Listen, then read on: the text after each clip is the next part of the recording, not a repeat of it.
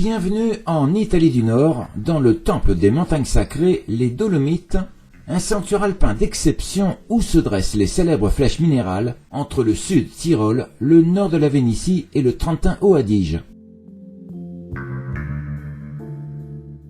Au 32e jour, l'Odyssée alpine franchit la grande porte des Alpes italiennes en trouvant le coffre-fort d'un trésor minéral, le parc naturel de Puesodel, où la roche raconte le temps, raconte le ciel et se fait silence dans la lumière naissante. C'est à l'aurore que l'aéronef s'élève, porté par les premières lueurs du jour, pour s'approcher des silhouettes rocheuses fantastiques qui s'embrasent sous le soleil levant. Le parc naturel arbore ces élégantes aiguilles de calcaires emblématiques chargées d'histoire. Elles sont les gardiennes minérales des Alpes.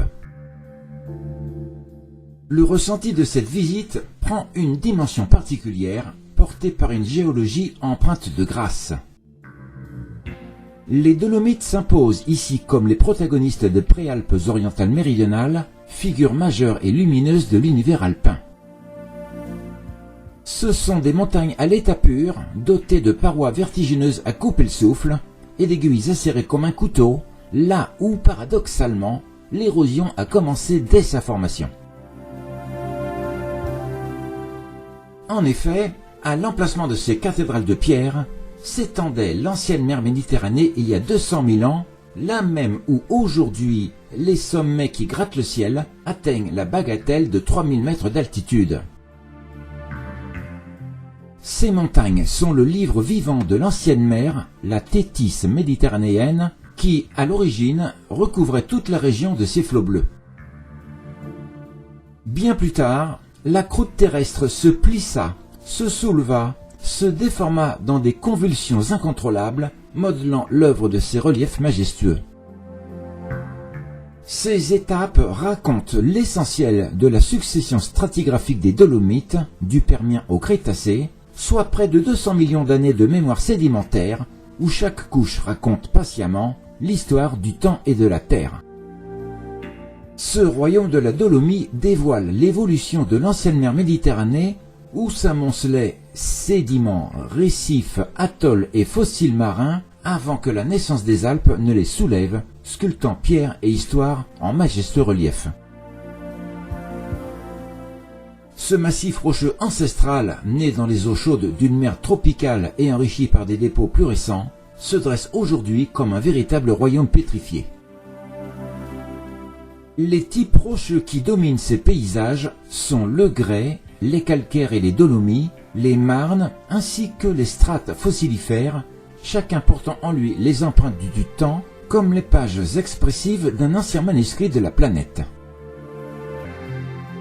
L'érosion, chef d'orchestre des forces éternelles de la nature, fait danser pluie, gel, glace et le long fil du temps, sculptant sans relâche des reliefs saisissants tels que falaises verticales, plateaux karstiques, aiguilles taillées au cordeau, autant de chefs-d'œuvre uniques où la pierre se raconte à l'infini. Ce rempart naturel des Alpes est célèbre car il dévoile chaque strate significative des Dolomites, préservée presque intacte des déformations tectoniques. C'est ainsi que les géologues peuvent y lire, comme dans un livre ouvert, l'histoire paléogéographique de la région, retraçant le temps et les paysages anciens avec une clarté fascinante. Pour résumer, le parc de Puesodel est une mémoire océanique devenue montagne enchanteresse.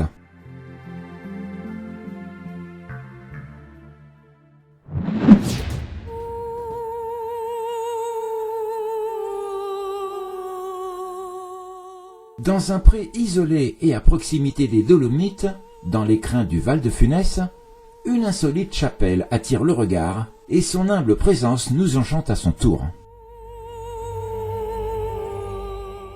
C'est l'icône visuelle la plus photographiée de la vallée, entourée de prairies, avec en arrière-plan les vertigineuses aiguilles des Dolomites qui veillent sur elle, immuables et souveraines.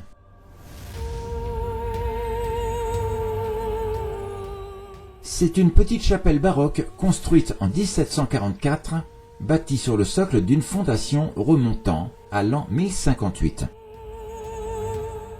Son nom officiel italien est Chiesa di San Giovanni, dédié à Saint Jean de Népomuc, un saint baroque populaire dont la mémoire traverse les siècles dans ces montagnes. Le nom de Saint-Piter ne répond ni à sa dédicace originelle, ni à une quelconque renommée religieuse. Il naît plutôt d'une confusion héritée du village voisin de Saint-Piter, passage obligé pour rejoindre la charmante chapelle, tant convoitée pour son image de carte postale où le regard s'attarde. Son clocher érigé vers 1897, à coupole de style bulbe et ressemblant à un oignon, est une signature typique, représentative et emblématique de l'architecture religieuse des Alpes sud-tyroliennes. Il est de style baroque tardif aux accents éclectiques et confère à l'édifice une note singulière, de façon élégante, discrète et distinguée dans un noble paysage. Ce style de coupole à la fois caractéristique et insolite puise ses influences dans les architectures orientales, notamment byzantines et ottomanes, comme un lointain écho venu d'ailleurs pour enrichir le cadre idyllique des montagnes. Ces influences ont voyagé au fil du temps et des échanges culturels portés par les routes du commerce extérieur et ont contribué à façonner l'architecture des monuments religieux alpins jusqu'à des régions d'Europe centrale et occidentale. À l'intérieur, la chapelle déploie un style baroque tardif où la voûte délicatement peinte s'illumine de fresques dites tardo-barocche.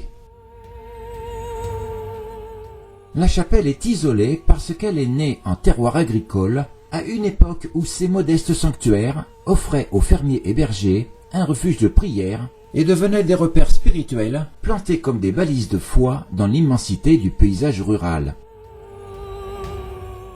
En montagne, fermes et habitats se dispersaient au fil des pentes, si bien que les lieux de culte secondaires s'élevaient loin des villages, au cœur des pâturages, au long des chemins reliant vallées et alpages, d'où l'impression solitaire inscrite dans l'étendue du paysage. Étonnamment, dans ce coin septentrional de l'Italie, c'est l'allemand qui résonne dans les villages, car le Tyrol était historiquement germanophone. Pendant plus de 1000 ans, tout le Tyrol faisait partie du Saint-Empire romain germanique, puis de l'Empire austro-hongrois. Ce n'est qu'en 1919 que le Sud-Tyrol devint italien, lorsque, à l'issue de la Première Guerre mondiale, l'Empire austro-hongrois est vaincu par le traité de Saint-Germain, mais cette annexion fut décidée sans tenir compte de la langue locale millénaire. De fait, la région devint italienne, mais la population reste germanophone. Du reste, les Dolomites appartenaient déjà à l'Empire autrichien bien avant l'Italie moderne, leurs crêtes et vallées portant l'écho d'une histoire plus ancienne que les frontières.